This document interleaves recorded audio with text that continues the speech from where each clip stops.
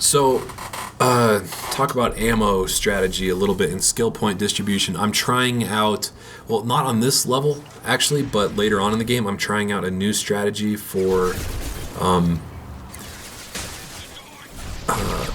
point distribution and skill point distribution and team building.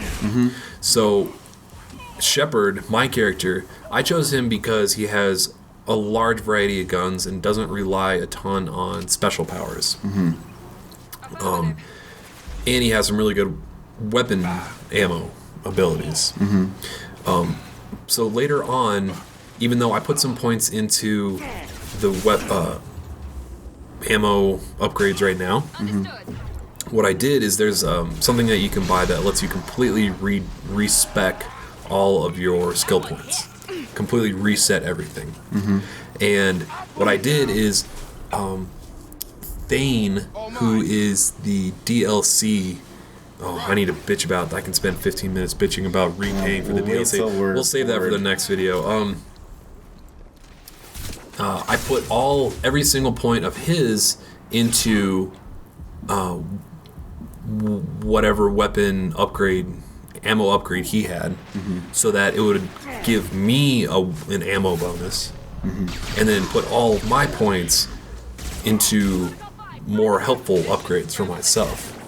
So I'm saving points by not wasting points on ammo upgrades, and I made him kind of unbalanced. But he was a good guy to choose for that because he has a sniper rifle, and I can kind of command him to stay to the back of the pack.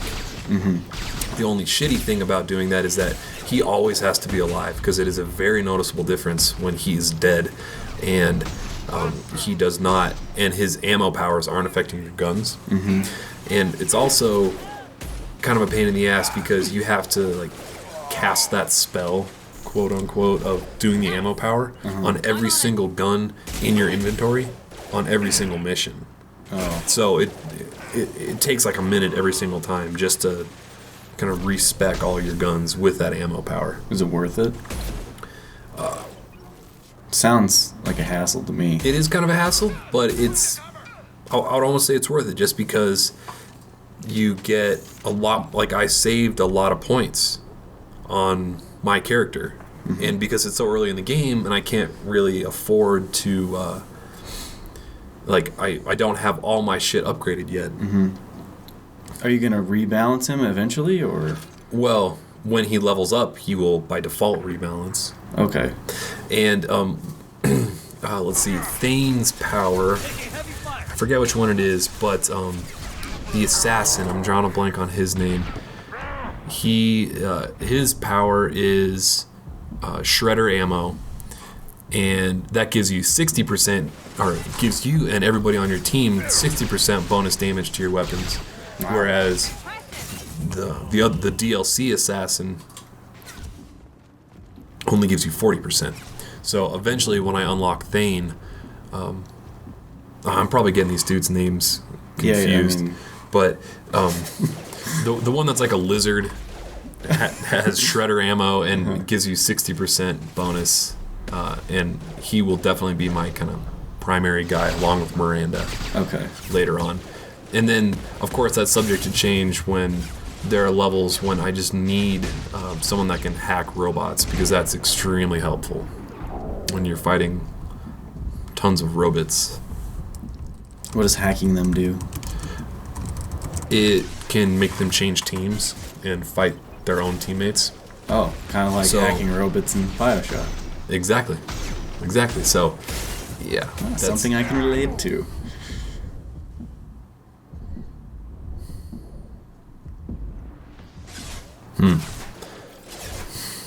I need to design the perfect website for all this kind of information, because this is not a well-organized website. Anyway, so this part up here, I lost Jacob, and I probably should have revived him, because this is actually a long segment between revival points, or auto-revival checkpoints. Going now. With you. But you have a really good sniping platform up there that you can use to just take out most of the dudes.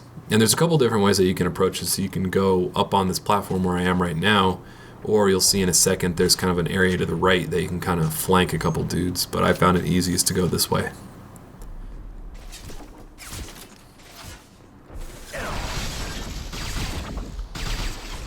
Oh yeah, so more emails. I'm just going through some old emails that I got.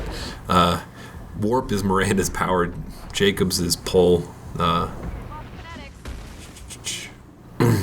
Warp, when you use it in conjunction with pull, will detonate the biotic power and do lots of splash damage, and usually kill the enemy in the process. I haven't really experimented with that. Like, there's a lot of things, a lot of crazy details in this game that I feel like you would only know by reading online and really like getting into the stats and specs of the PC version, not even really the console version. Yeah, this game is very in depth. I mean, well, I think I could have just brute forced it without giving a shit and just sniping every single person that came my way.